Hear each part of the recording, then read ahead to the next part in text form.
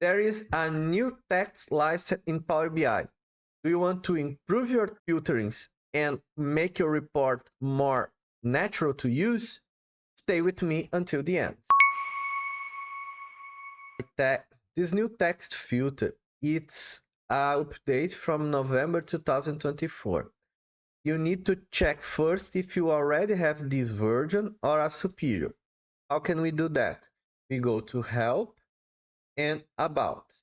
As you can see here, I'm using February of 2025, so it's okay. And in the second step, you need to activate the preview feature. How can we do that? Go to File, Options and Settings, Options, and here in Preview Features, we need to have the text slicer visual selected. Then you click OK. It will ask you to reboot your Power BI, and after that, the new visual it will appear. The visual is this one here with the A. It's a text slicer with an A and a little lightning here. So here I have a table that have a few sales informations, and we want to filter by name. How can we do that in the old way? We select the traditional slicer, then we grab our employee name, and then we need to select one of the names that we want. Alan, Alejandro, let's say David, that we have sales here. David. Here it is. It will filter David. If you want to activate the search, we need to go to these three dots here in More Options and activate search. Then we want to choose Michael. We go here and select Michael. If you want to go again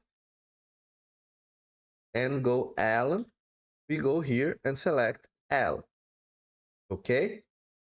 Then we need to clear the filter to restart all over again.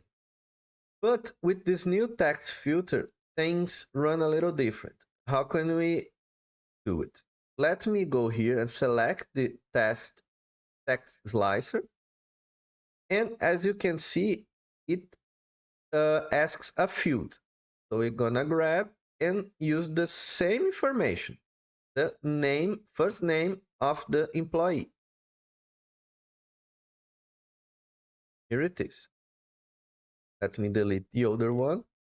As you can see now, it's an open board, as we can call it. Here we can filter by keyword. For example, I want shoe. Then I will write shoe and hit enter. As you can see, it already filtered for me. When a filter is active, you can see that the color behind it, it's gray. If you want to clear it out, just press the X. Now I want to go by Jose. Jose. I can click enter or use the arrow here. Now it filtered by Jose. A few considerations that we need to have here. It doesn't matter if it's uppercase or lowercase. He understands both. For example, if I want to put David all in uppercase and hit enter, it will respect. If I want David all lowercase, it will respect. But we need to have the proper accentuation. So Jose has a accentuation in the E. If we do not use it, it won't find Jose. We need to use the proper accentuation. Here it is. It's the only consideration. The rest, it's pretty dynamic. It's pretty good to use. Let's take a look at what we can do to personalize this filter here. If you go into the options, we can edit the title. It's by default using the field name. So I want to change here for employee. We can, in the slicer settings, okay, accept multiple values. So we can use more than one value now, David. And now I want to write other, Jose, and so on. Okay, and each one of them will be a single filter, so we can clear just one or two. Okay. In the input text, we can change the placeholder, that is this text here. Here the default is filtered by keyword.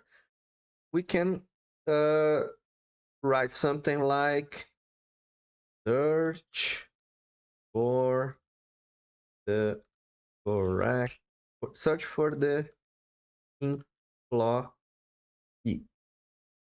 Okay, and we can change the color. I want that this text will be blue.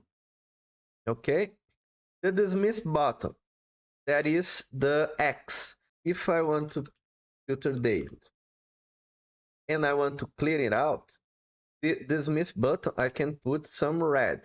Let's go here and go red.